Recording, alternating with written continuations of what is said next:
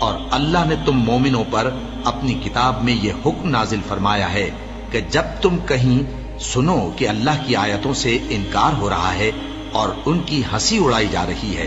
تو جب تک وہ لوگ اور باتیں نہ کرنے لگیں ان کے پاس مت بیٹھو، ورنہ تم بھی انہی جیسے شمار ہوگے۔ کچھ شک نہیں کہ اللہ منافقوں اور کافروں سب کو دوزخ میں اکٹھا کرنے والا ہے، جو تم کو دیکھتے رہتے ہیں۔ پھر اگر اللہ کی طرف سے تم کو فتح ملے تو کہتے ہیں کیا ہم تمہارے ساتھ نہ تھے، اور اگر کافروں کو فتح نصیب ہو تو ان سے کہتے ہیں کہ کیا ہم تم پر غالب نہیں تھے اور تم کو مسلمانوں کے ہاتھ سے بچایا نہیں۔ اب اللہ تم سب میں قیامت کے دن فیصلہ کر دے گا، اور اللہ کافروں کو مومنوں پر ہرگز غلبہ نہیں دے گا۔ منافق ان چالوں سے اپنے نزدیک اللہ کو دھوکہ دیتے ہیں، یہ اس کو کیا دھوکہ دیں گے، وہ انہی کو دھوکے میں ڈالنے والا ہے۔ اور جب یہ نماز کو کھڑے ہوتے ہیں تو سست اور کاہل ہو کر صرف لوگوں کے دکھانے کو اور اللہ کو یاد ہی نہیں کرتے مگر بہت کم، ڈاواں ڈول ہو رہی ہیں،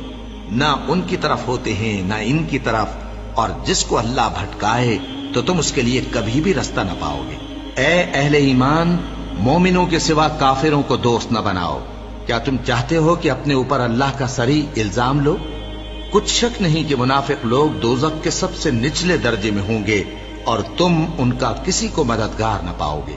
ہاں،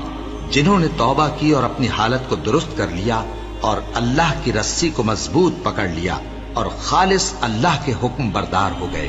تو ایسے لوگ مومنوں کے ساتھ ہوں گے، اور اللہ عنقریب مومنوں کو بڑا ثواب دے گا۔ اگر تم لوگ اللہ کے شکر گزار ہو اور اس پر ایمان لے آؤ تو اللہ تم کو عذاب دے کر کیا کرے گا، اور اللہ تو قدر شناس ہے،